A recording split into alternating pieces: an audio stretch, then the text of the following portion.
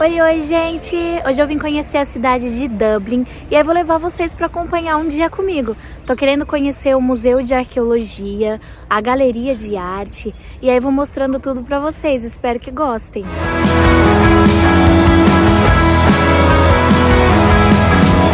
Gente, a minha primeira parada vai ser no Museu de Arqueologia e aí depois já vou para a galeria que é ali pertinho. E aí vou tentar mostrar um pouquinho para vocês dos dois museus. O primeiro andar do museu é todo dedicado à arqueologia e essa é uma réplica da cabeça de um homem daquela época. Aqui nessa parte são as vestimentas que eram utilizados pelas pessoas naquela época, junto com alguns acessórios e até mesmo algumas ferramentas. Aqui são algumas tigelas feitas de madeira, todas feitas à mão.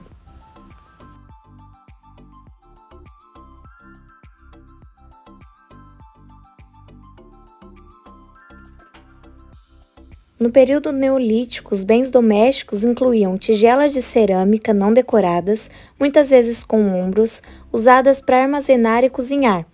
Pequenas ferramentas de pederneira, como pontas de flechas, lâminas, facas e raspadores. Aqui são vários tipos de objetos feitos de lingotes fundidos ou barras de ouro que são conhecidos. E aí tem as pulseiras, os colares e até mesmo os prendedores de vestidos, que eram utilizados por pessoas importantes da época.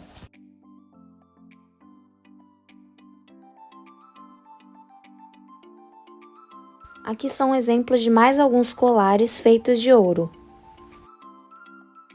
Uma curiosidade é que ainda não se conhece as origens do ouro que era usado na Irlanda durante as idades do bronze e do ferro. Houve uma corrida do ouro em Wicklow.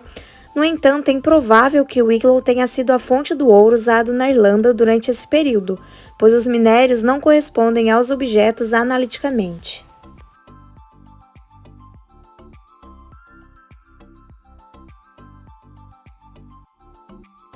A idade posterior à Idade do Bronze foi um período de domínio tecnológico excepcional dos ferreiros irlandeses.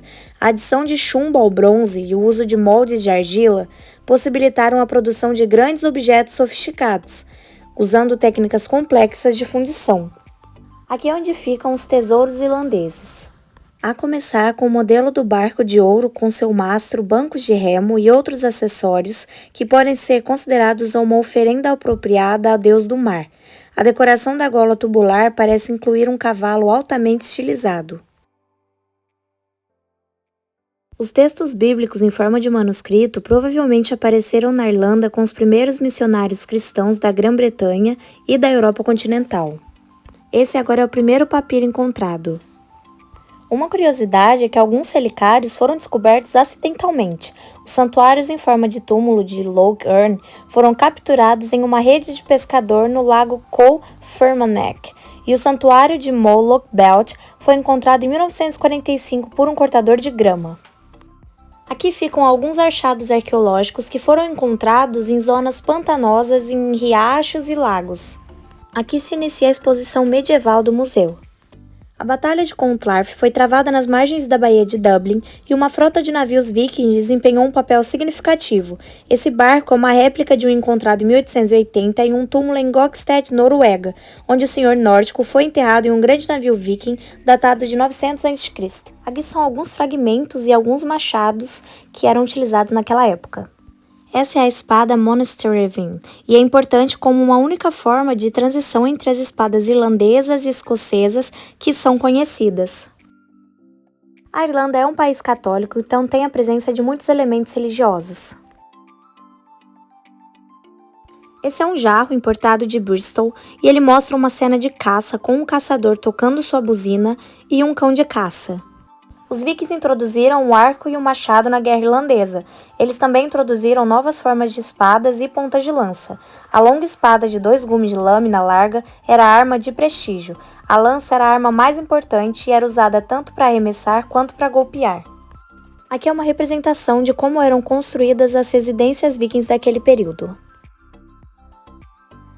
O Crannog, habitação do lago artificial em Ballinderry, escavado em 1932, fornece a imagem mais completa da vida em um assentamento rural entre o final do século IX e o início do século XI.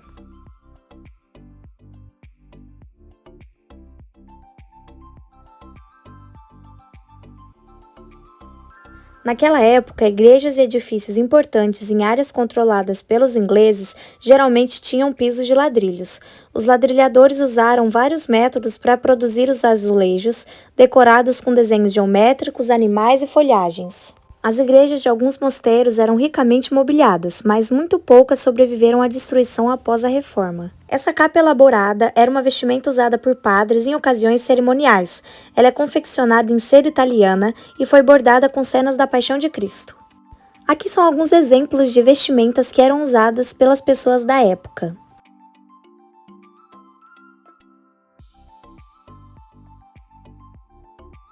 Minha próxima parada foi na Galeria de Arte aqui em Dublin e eu vou tentar mostrar um pouquinho para vocês das obras. Gente, o museu é lindo, incrível, vale super a pena conhecer.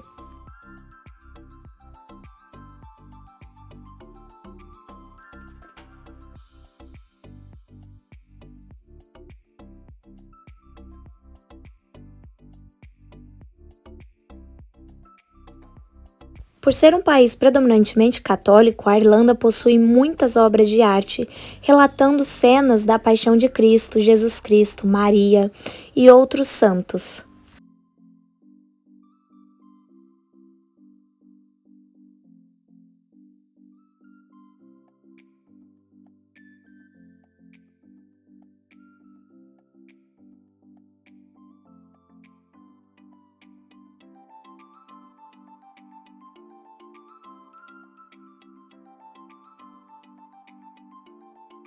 Nesse tríptico, o painel central representa Cristo na cruz do Gólgota, na presença da Virgem Dolorosa vestida de azul no canto inferior esquerdo.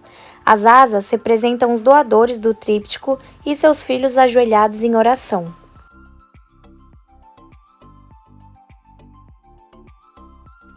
Essa exposição é dedicada à artista Stella Solomons, que nasceu em 1882 e faleceu em 1968. Dedicada à causa do nacionalismo irlandês, Solomons esteve envolvido em atividades militares e ajudou outros republicanos.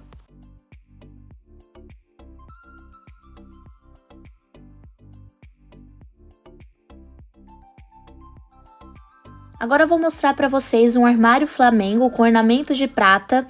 E no interior, os painéis das portas e gavetas são decorados com 10 pinturas do artista antuérpico Franz Franken II. As pinturas retratam vários episódios das Metamorfoses de Ovídio.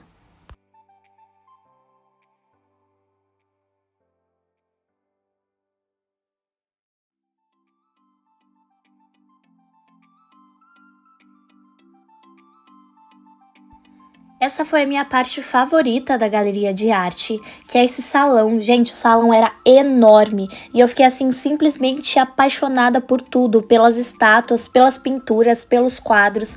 Muito lindo mesmo.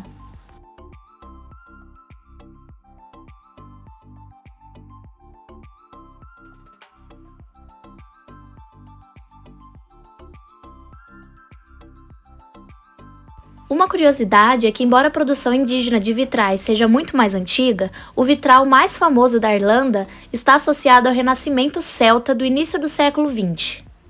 Os artistas do estúdio foram incentivados a se responsabilizar por cada etapa da produção de uma janela.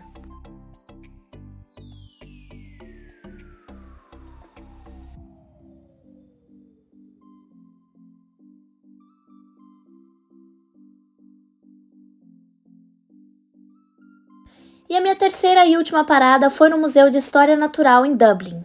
Eu sinto que eu fechei meu dia com chave de ouro visitando esse museu. Ele conta um pouquinho da história de animais que já existiram e foram extintos, de plantas, tem vários animais empalhados, eu acho que é assim que fala, acho que esse é o nome. E eu fiquei assim completamente encantada de ver esses animais, porque muitos animais eu nem sabia da existência. Então eu acho assim que é muito válido conhecer esse museu. Ele agrega um valor cultural gigantesco. Vale super a pena, eu super recomendo.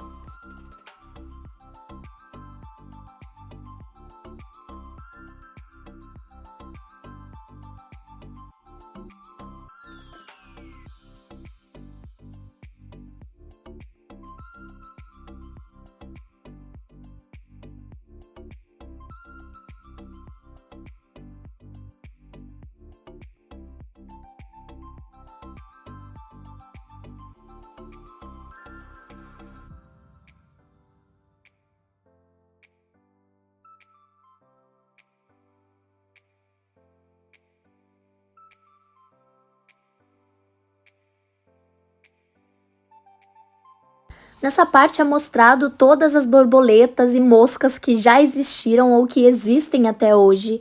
Então eu achei assim muitíssimo legal, elas estão super bem conservadas e embaixo delas tem uma explicação do que elas são.